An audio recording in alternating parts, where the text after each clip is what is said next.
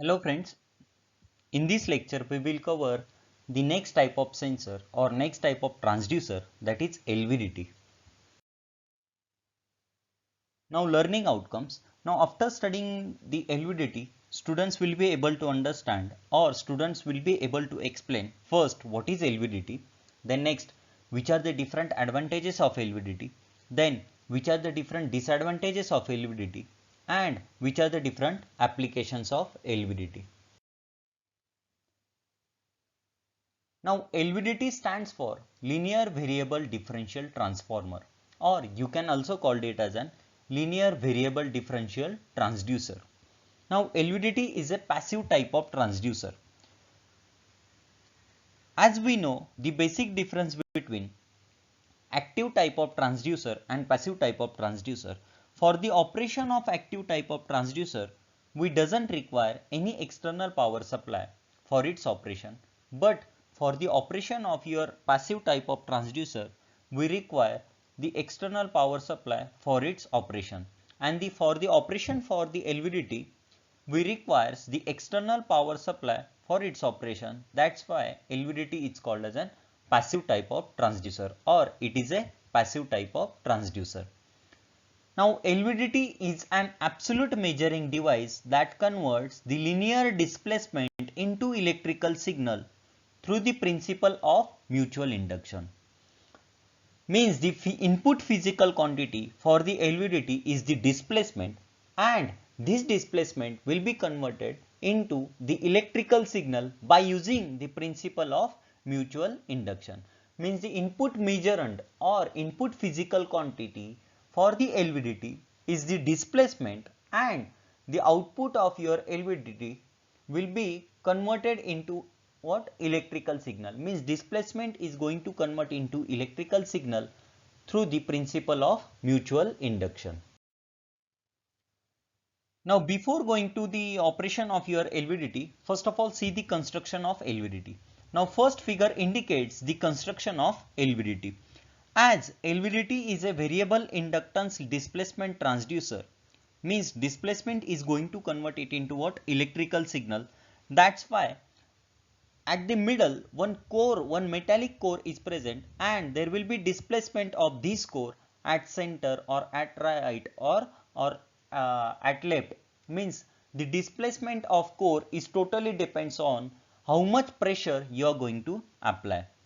Means the LVDT is a variable inductance displacement transducer, and it consists of one primary windings and two identical secondary windings, that is secondary winding 1 and secondary winding 2, and these two windings, that is secondary winding 1 and secondary winding 2 and primary winding, are axially placed and wound on a cylindrical coil former, and a rod shaped magnetic core is positioned centrally inside the coil assembly, and this rod provides the row reluctance path for the magnetic flux which links the coils, that is windings, and the moving object, the displacement of which is to be measured, is coupled to this movable rod, and the two secondary windings are connected in series opposition. Means the connection of your the second figure, that is connection of LVDT windings, shows the connections of two secondary windings. Now these two secondary windings are connected in series opposition, therefore the voltage induced in these windings are of opposite polarities, and the output voltage is given by, that is EO, which is equals to EO1 minus EO2, where EO1 is the EMF induced in secondary winding 1 and EO2 is the EMF induced in secondary winding 2.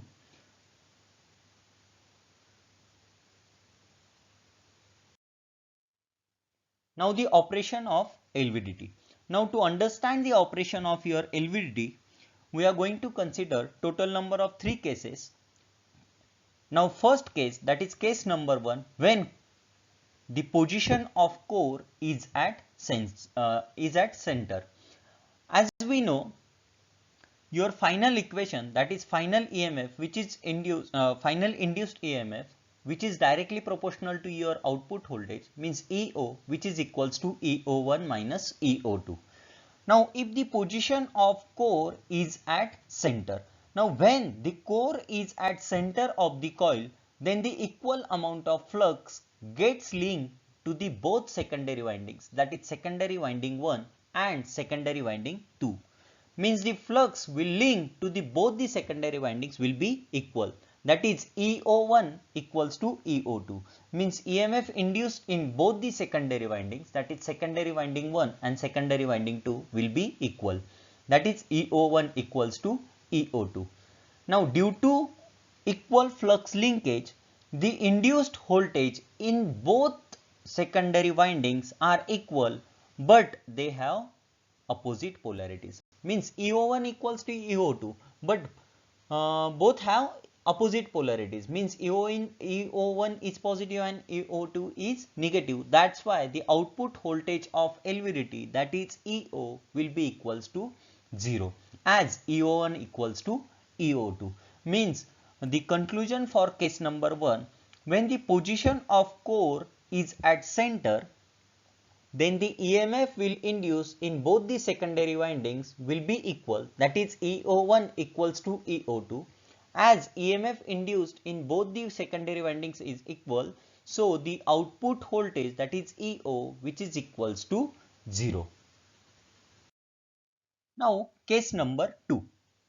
Now when the position of core is at right. Now when you apply pressure to the core, then please assume that the position of core is at right, means at the secondary winding 2.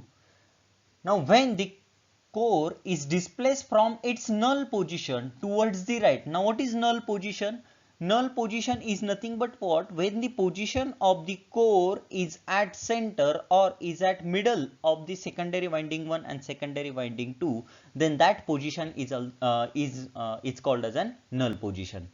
Now the case number 2, when the core is displaced from its null position towards the right, then the EMF induced in secondary winding 2 will be higher than that of your EMF induced in secondary winding 1, means EO2 is greater than that of your EO1. So the output voltage will be negative.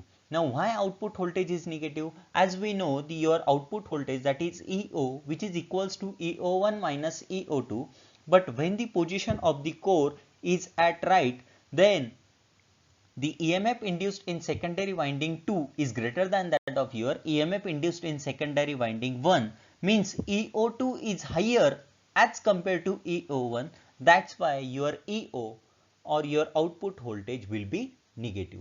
Now this will be your case number 2. Means what is your conclusion from for case number 2?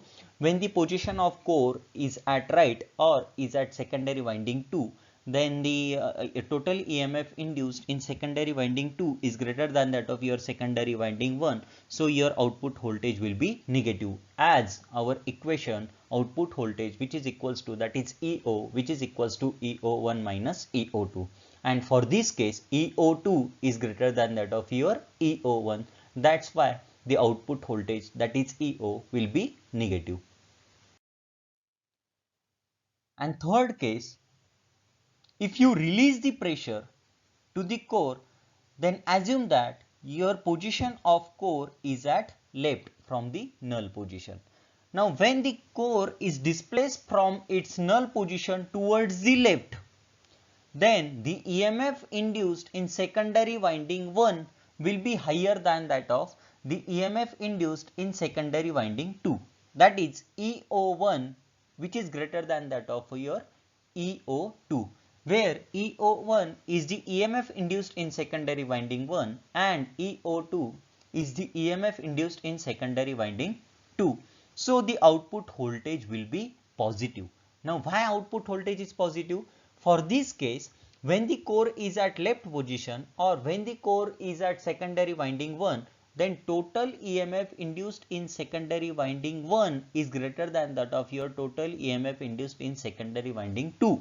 Means EO1 is greater than that of your EO2, and as our output voltage equation, that is EO, which is equals to EO1 minus EO2, and for this case EO1 is greater than that of your EO2. That's why your final EO or your output voltage for this position will be positive. Now transfer characteristics. Now the transfer characteristics indicates means first of all the transfer characteristics is a graph of the core position versus the output voltage, that is EO.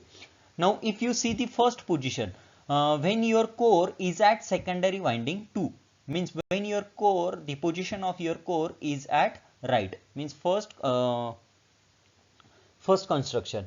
Now when the position of the core is at secondary winding 2 or it is at right, then your output voltage, that is EO, which is negative. Then next, when the position of the core is at middle, when the position of the core is at middle, then the EMF induced in both the secondary winding, that is secondary winding 1 and secondary winding 2, will be equal. That's why your EO1, which is equals to EO2, so your output voltage will be equals to 0, and this position is also called as an null position. Similarly, third position, if the position of the core is at left or the position of the core is at secondary winding 1, then what will happen? If the position of the core is at secondary winding 1, then your EO1 will be greater than that of your EO2. So your finally your EO will be positive. As we know, EO, which is equals to EO1 minus EO2, means your final output voltage will be positive. Means the transfer characteristics for this position indicates your output voltage is positive. Similarly, when your core is at middle, then your transfer characteristics indicates your output voltage, which is equals to 0. Similarly, when the position of the core is at right, then that indicates your output voltage will be negative. Now, which are the different advantages of LVDT? First, very fine resolution. Then second, high accuracy. Then third, very good stability. Then next, it is easy to fabricate and installation. Then next, it can operate on high temperature. These are the advantages of LVDT.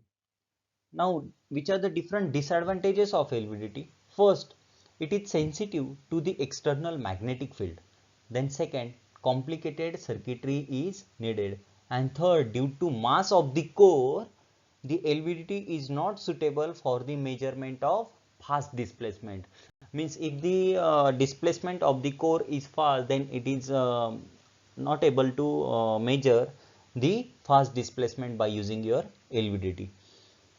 Now, which are the different applications of LVDT? In addition to the displacement measurement, the LVDT is used in measurement of pressure, then next measurement of load, then next in measurement of force or weight, etc. Now let's see one application of LVDT, that is LVDT type pressure transducer. Now here the first pressure is applied to the diaphragm.